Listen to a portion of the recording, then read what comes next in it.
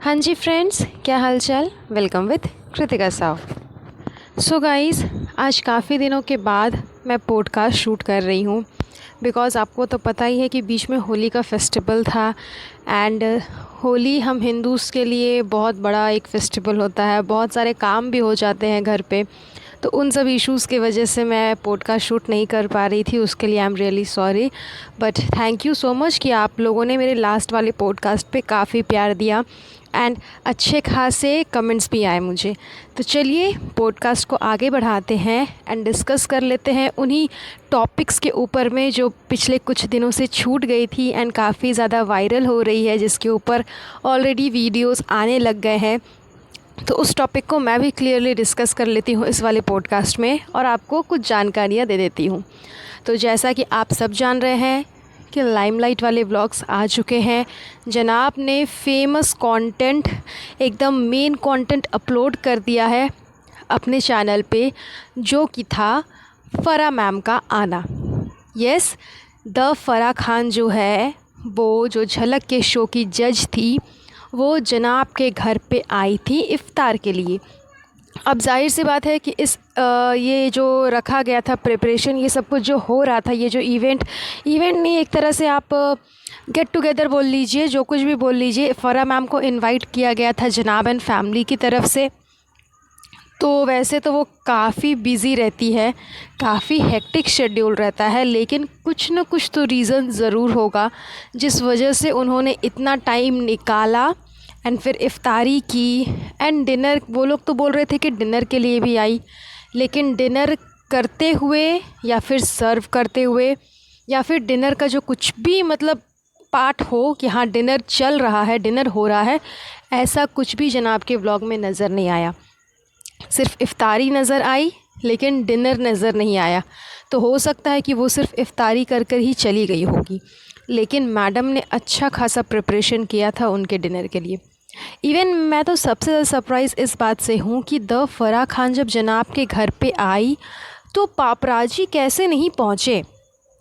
I mean कोई भी इस चीज़ को शूट नहीं कर रहा है, कहीं पे भी किसी जगह पे भी इस बात का न्यूज़ नहीं है कि फ़रा मैम को यहाँ स्पॉट किया गया, फ़रा मैम को वहाँ स्पॉट किया गया। स्पेशली जनाब के घर पे फ़रा मैम को स्पॉट किया गया। तो आते जाते रास्ते में बहुत सारे हो सकते हैं कि ऐसे कैमरामैन होंगे जो कि उनको कैप्चर कर सकते थे, क्योंकि सेलिब्रिटीज़ ये लोग कहीं भी चले जाएँ तो इनकी खबर पहले ही मीडिया तक पहुँच जाती है। तो ऐसा कुछ भी वीडियो वायरल नहीं हुआ। इवन जनाब के लिए ये तो एक बहुत बड़ी अपॉर्चुनिटी थी सोशल मीडिया पे फिर से स्टैंड अप होने की, अपने आप को एक बार फिर से आइडियल साबित करने की, बिकॉज़ फ़रा मैम उनके घर पे आ रही है। इस चीज़ का न्यूज़ अगर फैल जाएगा पूरी दुनिया में तो लोग जनाब को भी बहुत बड़ा सेलिब्रिटी समझने लगेंगे, क्योंकि फ़रा मैम कोई छोटी मोटी हस्ती तो है नहीं, वो अपने आप में एक बहुत बड़ी हस्ती है। तो उन्होंने स्पेशली टाइम निकाला है जनाब के लिए। इट मीन्स कि जनाब कुछ ना कुछ तो वैल्यू रखते होंगे मैम के लिए, इस वजह से उन्होंने समय निकाला। लेकिन ऐसा कुछ भी नहीं हुआ, कहीं पर भी ऐसा कोई वीडियो वायरल नहीं हुआ, कहीं पर भी फ़रा मैम कैप्चर नहीं हुई, सिर्फ जनाब के ब्लॉग के अलावा।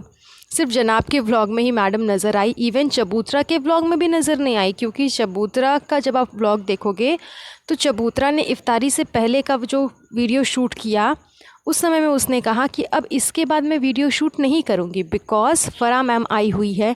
तो आगे का जो कुछ भी होगा वो आप भाई के व्लॉग में देखना।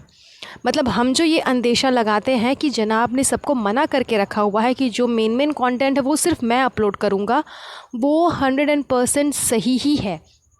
एंड ये चीज़ इनके अपने घर वाले ही अपने मुंह से ही बयां कर देते हैं अपने अपने व्लॉग में। जैसा कि चबूतरा के टंग से ये बात स्लिप हो गई कि भाई के व्लॉग में आप आगे देखना फ़रा मैम को, क्योंकि मैं यहाँ से व्लॉग शूट नहीं करने वाली हूँ। एंड मैडम का तो आप लोगों ने देख ही लिया कि अभी तक चिकन पॉकेट के अलावा मैडम का कोई व्लॉग नहीं आया है। चिकन पॉकेट ही मैडम का लास्ट व्लॉग था, उसके आगे मैडम ने पता नहीं शूट किया कि नहीं किया, और अगर किया भी होगा तो वो भी टुकड़ों में आएगा कुछ दिन के बाद, क्योंकि फ़िलहाल तो अभी जनाब का व्लॉग ट्रेंड करवाना है, क्योंकि उसमें द फ़रा खान दिखने वाली है, इवन दिख भी रही है।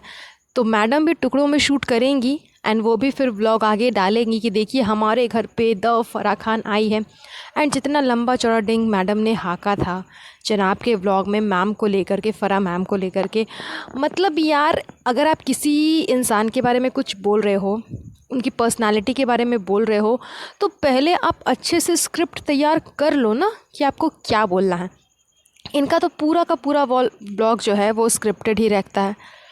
उसके बावजूद, स्क्रिप्ट को याद करने के बावजूद, अच्छे से सब कुछ लिखने के बावजूद ये लड़खड़ा रही हैं बोलने में।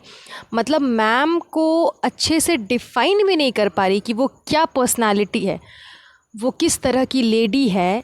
इस बारे में मैडम को बताने में इतना वक्त लग रहा है, उनका टंग इतना लड़खड़ा रहा है, जीभ उनकी इतनी लड़खड़ा रही है, मतलब एक प्रॉपर वर्ड तक वो ढंग से बोल नहीं पा रही हैं कि हाँ वो एक लविंग पर्सन है, वो सबसे बहुत ही प्यार से रहती है। मतलब बोलने से पहले 100 बार सोचना है एंड एक ही वर्ड को वो ऐसे, मतलब ऐसे करके बोल रही है जैसे मैडम ने स्क्रिप्ट याद ही नहीं किया हुआ होगा।